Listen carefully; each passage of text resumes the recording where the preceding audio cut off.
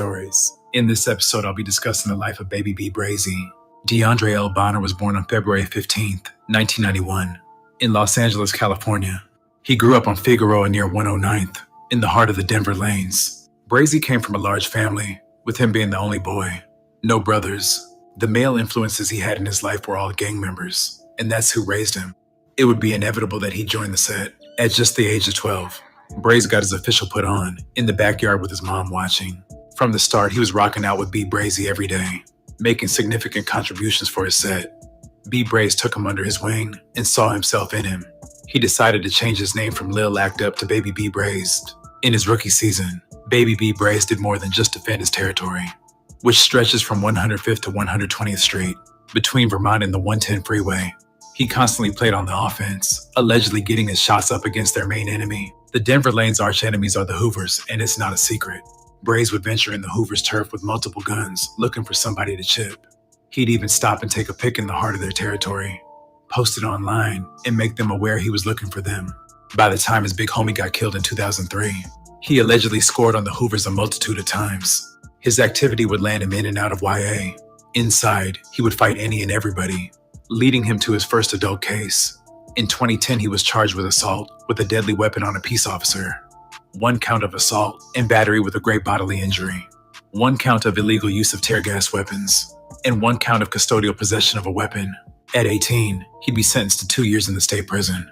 He'd be released in 2011 after serving almost a year. Around the same time, Baby Hangout was killed.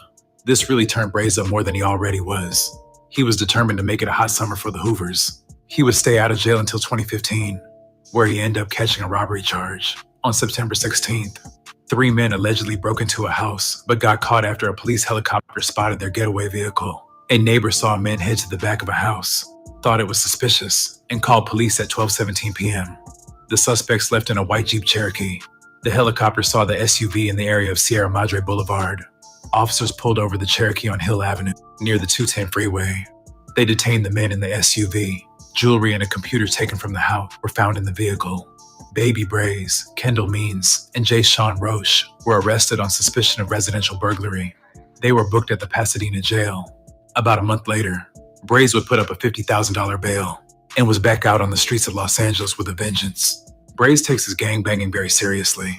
He's a part of the 10% of gang members who are active in the field.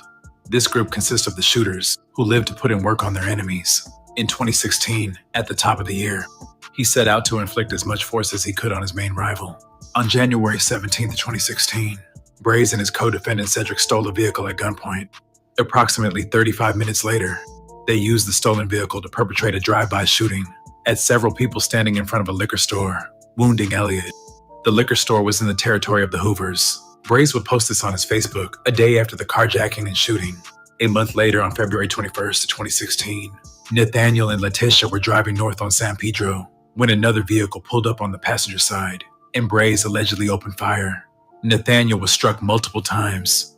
His Tahoe crashed into a parked vehicle. Nathaniel was taken to a hospital where he was pronounced dead. A day after that murder, Braze would share this to his Facebook account. A month after that, Braze and Cedric would get into a shootout with some Crips. The duo approached several Crips and displayed their handguns. Someone in that group fired at the two, and Braze allegedly returned fire. No one was injured. A day later, around 1 p.m., Braze bust down the door of a motel room and robbed a man at gunpoint. Allegedly, the man was a trick, and the 3-0 foe might have been in on the play. Just 10 hours later, he just started going crazy, going brazy after his guy, his big homie, Big B-Brazy passed away. I see, At around 11:20 p.m., Stephen Johnson Jr., also known as Stilo, from the 8-Tray Hoovers, was standing on the 800 block of 88th Street when Braze and Cedric walked up and fired multiple shots in his direction. Stephen was struck and fell to the sidewalk, while the gunman got into a Benz SUV and drove east on 88th Street. Stephen had been shot 5 times and was pronounced dead at the scene. Police found numerous spent ammunition cartridges at the scene. At approximately 12:07 a.m., less than an hour after Stephen was killed, a deputy sheriff in his patrol car observed a vehicle make a left turn without signaling. Intending to initiate a traffic stop, the deputy followed the vehicle into the parking lot of an apartment complex on San Pedro. The apartment complex was approximately a 10-minute drive from 88th Street, where the shooting took place. Once in the parking lot, the deputy saw another vehicle, a silver Mercedes, backing out of a parking stall. As the deputy got out of his patrol car, 3 black males got out of the Mercedes and ran away, leaving the doors open. Less than a minute later, the driver of the Mercedes got out and ran over to the area where the apartment complex trash receptacles were. The deputy followed and saw the driver, later identified by the deputy as Cedric, place a black object on the ground. The deputy and his partner detained Cedric, and the deputy located a pistol at the spot where he had seen Cedric drop the black object. The pistol was loaded with .40 caliber rounds. Having detained Cedric, the deputy and his partner searched the Mercedes. They found a plastic bag with 5 live .380 caliber rounds and an expended .380 caliber casing lying on top of the windshield wiper. As the deputy and his partner were searching the Mercedes, a man the deputy later identified as Andrew approached them from the east side of the parking lot. Andrew appeared nervous, was breathing fast, and was sweating a bit. He told the deputy the Mercedes was his, but 2 individuals had stolen it from him at gunpoint 45 minutes earlier, a block or 2 north from where they were. The deputy showed Cedric to Andrew and asked if he could identify him. Andrew lied and said he did not know Cedric. The deputy determined the Mercedes belonged to a Rodolfo who was a mechanic. They confirmed he had loaned the Mercedes to Andrew while he repaired Andrew's car. The car was then released back to Andrew, with authorities not knowing that the vehicle was involved in a murder, and not knowing Andrew fled from that vehicle. The following day after the murder, Braze would post this to his Facebook account. Also that same day, the police would encounter Braze, who tried to flee, but was caught and arrested with the assistance of a K-9 unit. Police found a loaded .40 caliber handgun in Braze's vehicle. Months later, in August of 2016, Andrew was placed in custody in connection with a murder. The police conducted a Perkins operation, in which they placed an agent posing as a fellow inmate into a cell with Andrew and recorded their conversation. Andrew discussed both the Nathaniel and the Stephen Johnson. I peeped his Twitter name or his social media name. Watch when it pop back up. Is H Killer Braze. Boy, he took that to the heart, huh? Murder with the Perkins agent. Throughout the conversation, Andrew referred to an individual nicknamed Braze and another individual nicknamed Kilo, who was Cedric. Andrew told the agent the police had told him they had found his DNA at both crime scenes. Andrew said, "For the first one, I did not touch no gun, but for the second one, I know I did. But I know I..." As to the second one, Andrew said, "Braze did the whole thing." Andrew stated he did not know anything about the first murder, but I know something about the second one for sure. The agent asked if Andrew might have left his fingerprints on any shell casings, and Andrew answered, "I didn't have no gloves or nothing." The agent then asked if Andrew thought Braze told the police that Andrew was the shooter, and Andrew said, "I don't know. I don't know because it's like I know what I did, but I didn't finish it though.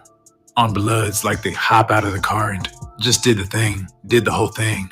The agent asked if on the second one, in addition to Braze, if Cedric was there. Andrew said, "Kilo was with me too."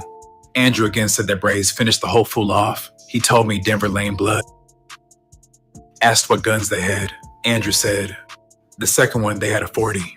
The agent asked what car the police had told Andrew was involved in the Stephen Johnson shooting, and he said, a Benz truck. Asked if it was his, he said, yeah, it was my car. I got robbed. I'm saying I got robbed. His statement that the car was stolen from him appears to be Andrew telling the agent his explanation to the police, rather than actually claiming to have had the Mercedes stolen from him. The agent suggested Cedric and Braze must be talking to the police for the police to know so much.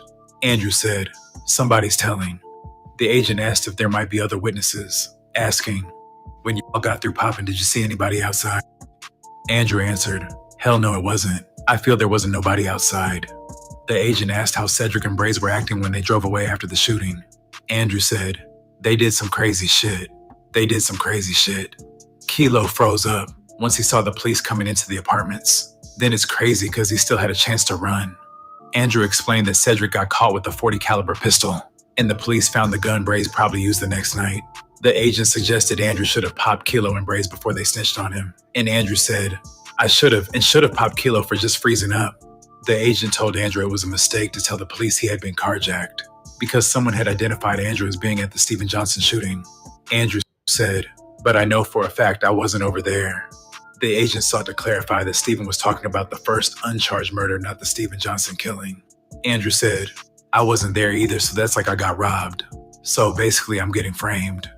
The agent asked if the police had the burners from the Johnson killing. Andrew said, "Not the .380, but I know for a fact they got the .40 that I didn't even touch." The agent asked if the .380 caliber weapon was in the hood, and Andrew said, "Hell no, that shit gone." The agent urged Andrew to be sure about that, and Andrew said, "Hell no, I cleaned that real good." The agent and Andrew continued to discuss the events of the Johnson killing. The agent asked if Andrew got out of the car during the shooting, and Andrew said, "Hell no, I didn't get out of the car with them. I was in the car the whole time." He reiterated, "I ain't do nothing. I didn't do no shooting."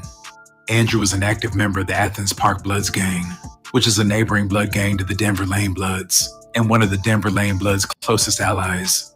Andrew's hood name was Wolfie. Detectives said that although Andrew was an active gang member, they wouldn't put him on the same level as Braze or Kilo, but maybe aspiring to be, or on his way to be. There was no active feud or war between the Athens Park Bloods and Hoovers. But in the past, Athens Park members had joined up with Denver Lane members to commit crimes against the Hoovers. On September 27th of 2016, Braze would be convicted after taking a plea for the Pasadena case. He'd be sentenced to 2 years, plus a total of 6 for a separate robbery case. But 5 months into his 8 years, and they had to team up to get the Hoovers on. Hoovers must be a cold piece of work, make them team up to get, go against them.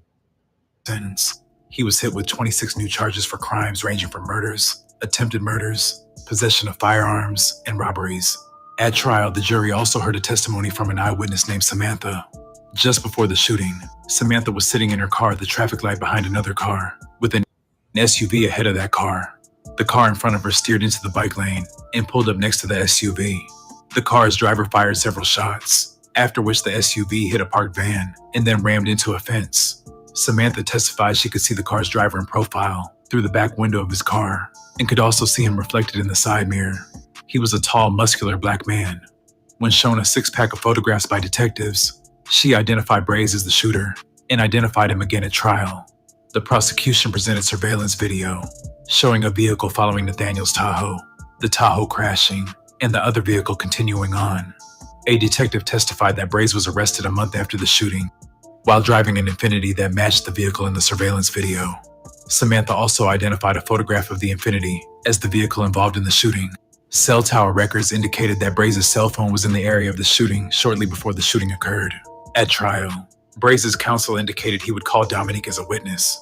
Based on Dominique's interview with a detective, Braze's counsel contended she could testify that on the date of Nathaniel's murder, Braze did not have access to the Infiniti in which he later was arrested. At the time of Braze's arrest, Dominique was his girlfriend.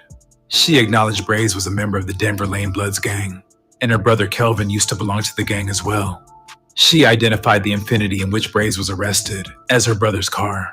Her brother left the car with her when he went to Missouri. Dominique lived in the same house as her brother and was not aware of him ever lending the car to anyone prior to leaving it in her care. She allowed Braze to drive it on March 22nd, the day of his arrest, but this was the only time he ever had the car. The prosecutor reiterated that he had evidence that Dominique lied when she denied in the earlier trial that she was a gang member. The prosecutor then provided additional detail about Dominique's pending criminal case. She and 3 other individuals allegedly attacked a 14-year-old girl after the girl denied being a member of a particular gang, then attacked the girl's father and brother when they tried to intervene. One suspect had a knife and stabbed at least one victim. The attackers yelled "on lanes," which referred to the Denver Lane Bloods gang. Dominique then took the stand outside the presence of the jury, but the trial court would excuse her after she invoked her Fifth Amendment right and refused to answer any questions.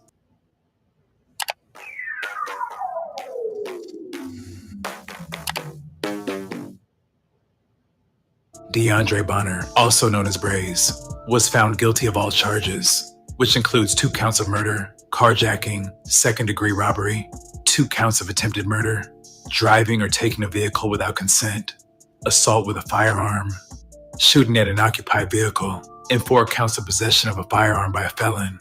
The trial court imposed 2 sentences of life without the possibility of parole, as well as an indeterminate sentence of 227 years to life and a determinate sentence of 29 years and 8 months.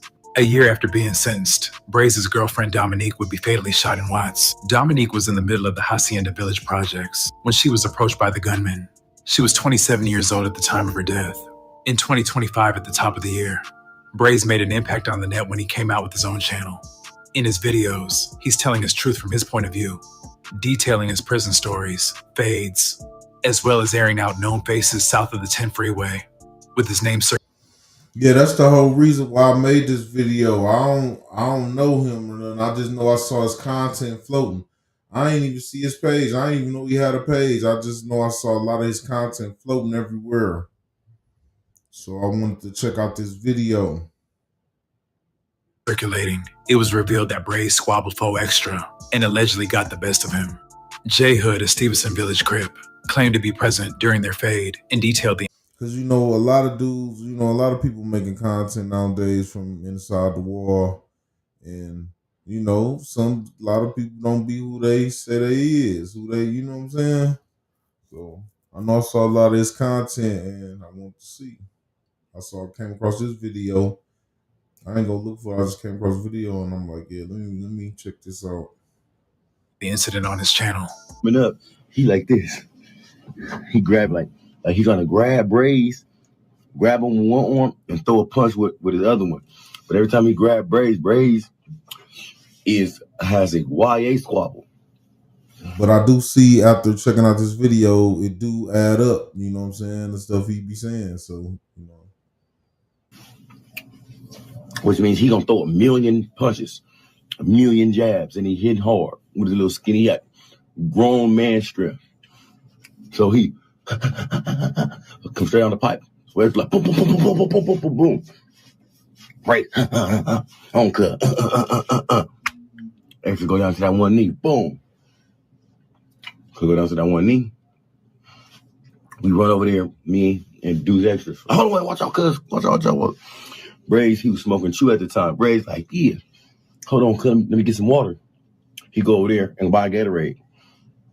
Folks like, 40 crib, I like you, cuz. West side 40s, cuz. Yeah. In fact, 40 crib, nigga. Why I'm squabbling you, cuz? You from lanes, nigga. Nigga, we fuck with the lanes, nigga. I came over here to look for the Hoovers, nigga. 40 crib. Braze like, yeah, all that, nigga, but devil ain't blood. See, I like you too, but nigga, you got too many extras, nigga. In my blood, we gotta catch it. We finna go a couple more rounds. Extras like 40 crib, that's easy on 40s. The police walk up, Medina walk to the door, saying something to me.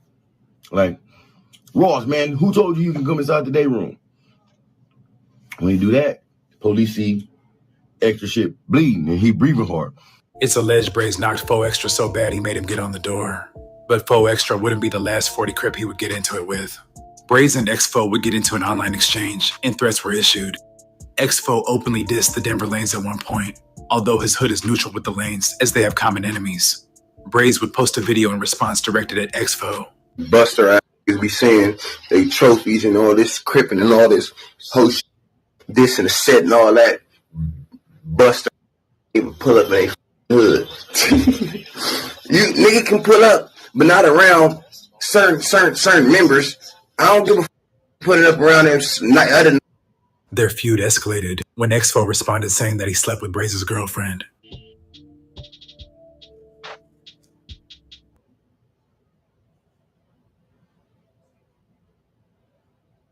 On the whole run speaking on some he don't know about. He just mad and smacked his wife on.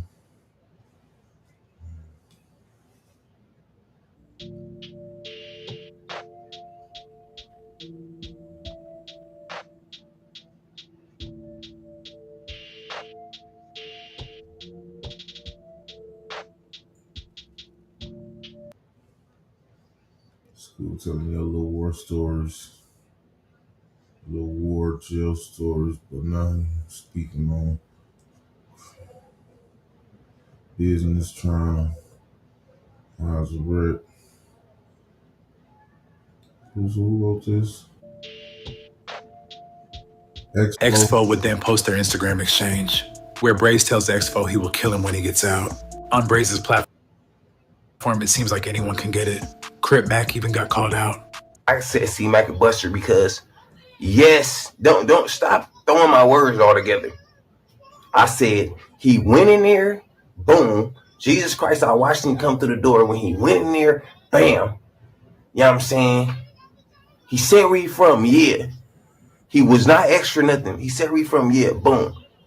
When they told him he got his face, he went back there, and when the first person hit him, he stopped fighting. Yes, when the first person hit him, he stopped fighting. He throw his shit up and he don't do no try. He don't try none of that shit. He throw his shit up, do some bunk shit, nigga hit him, and this put him out every time. So he can hit the floor. All that. So I said he a buster. I said that. Period. I said. These days, Braze is capitalizing on his internet fame while currently working on his appeal. He's housed at the Kern State Prison on the level 4 yard. I'd like to thank you guys for watching. Please like, comment, and subscribe.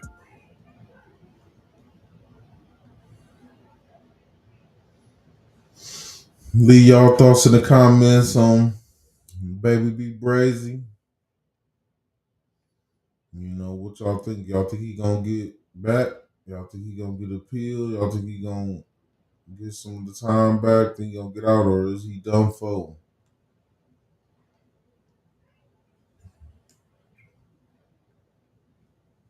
I see. He official though. I see he on. You know, his kind. You know, you see people on the internet see their content floating and see people talking and saying this and that, and they don't be. But yeah, I have to check it out. Y'all leave y'all thoughts in the comments. My man.